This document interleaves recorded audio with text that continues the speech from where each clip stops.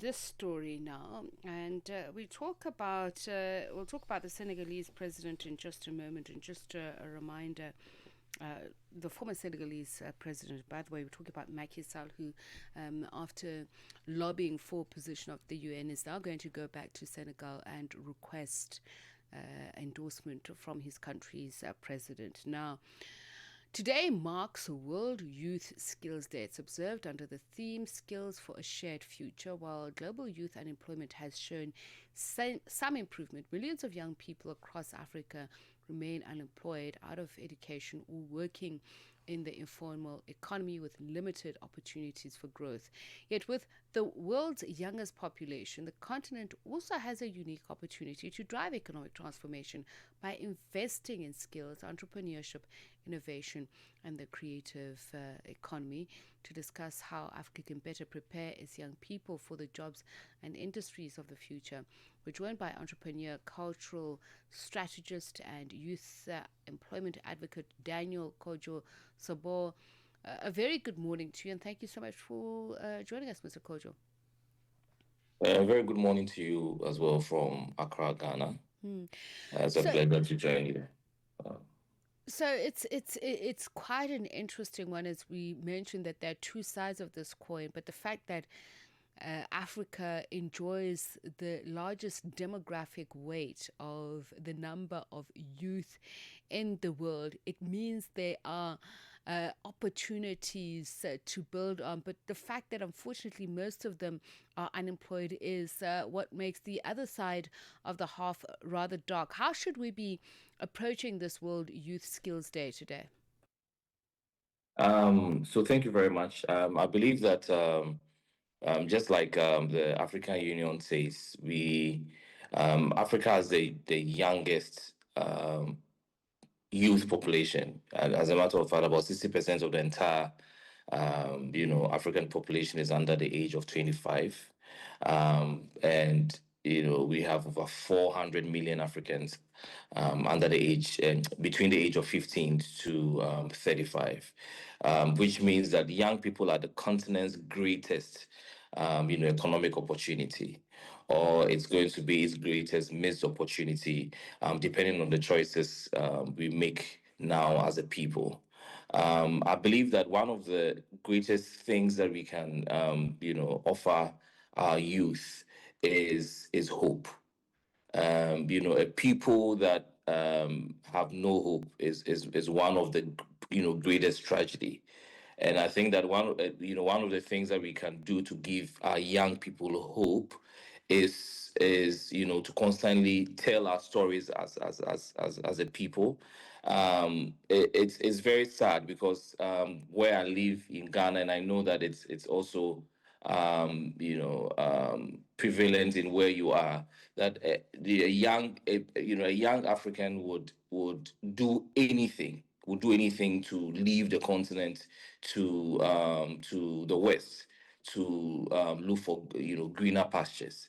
And sometimes some of these young people would sell lands that their families have willed to them, or properties, just to get money and pay a visa connection man to be able to go to another country in search of greener pastures, because they've lost hope in Africa, or in where they come from. I believe that it's important that we tell our stories about successful people who have done great work here in Africa, and by remembering and honoring and sharing these successful stories, we strengthen the foundation on which these youths will stand, and believing in ourselves and in our continent is going to ignite some sort of inspiration in them. And I always say that inspiration is one of the greatest catalysts for success. And with the work that I do with my team at EMY Africa, we celebrate African excellence. And by celebrating African excellence, we tell the stories of successful Africans through our awards, through our magazine, through our Generation Now program, which is designed for young people So let them know that the age old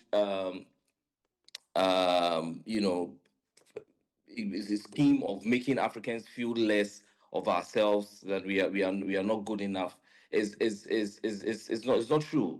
Africans are doing great things. We are blessed as a people. We have great resources, and we need to come together and stay in on our continent and build our continent, because we are truly a blessed people. As Africans, I always say we are innately great as a people. What we need to do is embrace our greatness as a people, and see how blessed we are. And I think that with that we will be able to build our continent.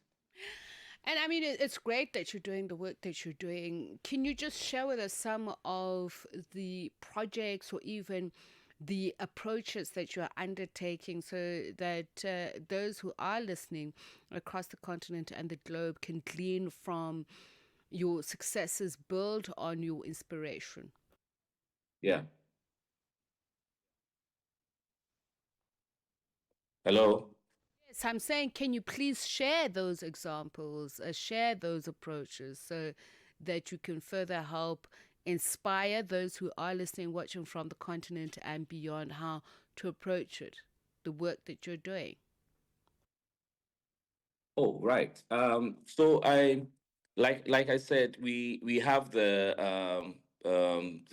EMY Africa magazine, and with this magazine um we release 4 editions every year, and we tell authentic African stories, young and old people who have built wealth, or who have built businesses from the ground up.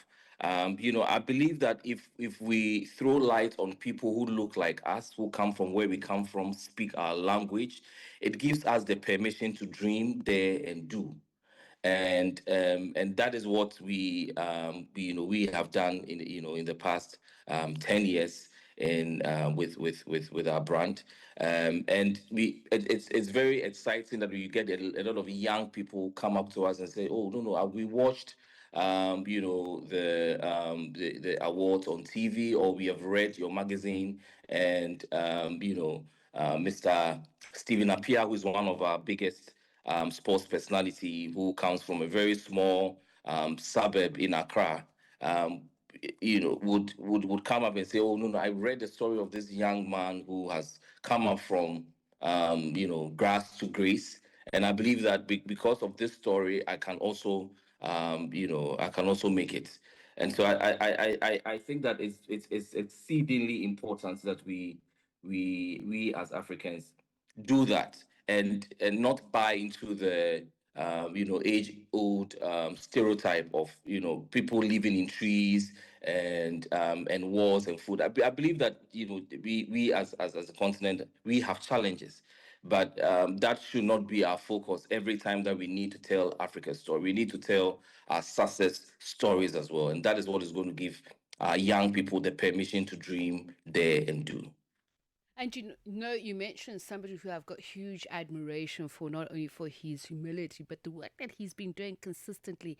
And that's Stephen Appiah from, you know, even when he was one of the most celebrated soccer stars on the continent, Oh, he's you know always him. That's been, great. yeah.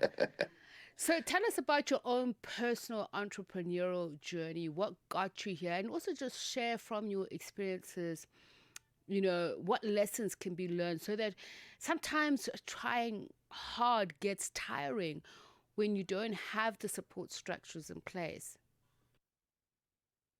Right. I agree. I totally agree. And I think that that is one of the main reasons why we started the EMY Africa brand.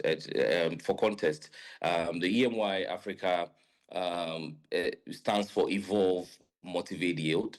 And evolve means evolve because growth is at the core of everything we do here at EMY, and whether it's personal transformation, community upliftment, enterprise development, we exist to move people forward, especially the youth. And the platform supports transformation, reinvention, lifelong learning, and motivate because storytelling has power. And over the past 10 years, we've used the power of storytelling to illuminate paths for others. We are widening the path to include stories, more voices, and more impact. And yield because success is not measured not only in accolades but in legacy. So the true reward of greatness is the positive change it brings to others. And so we we tell those stories. We project people um, whose successes can make impact on our young people, and that is what we've championed throughout the years. Even this year, we've had several events, not only here in Ghana, but we've had events in Washington D.C.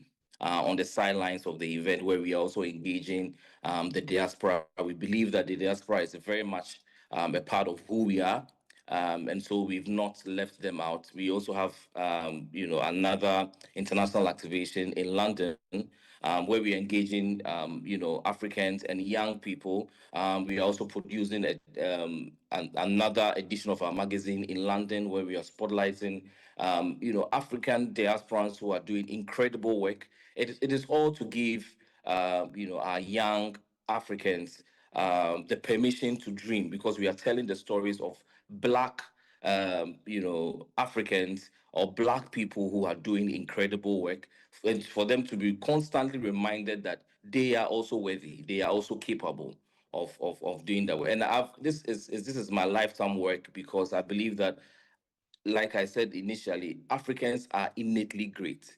But for a long time, we've been taught to think small about ourselves. And so, Africans are usually content with mediocre, low standardness.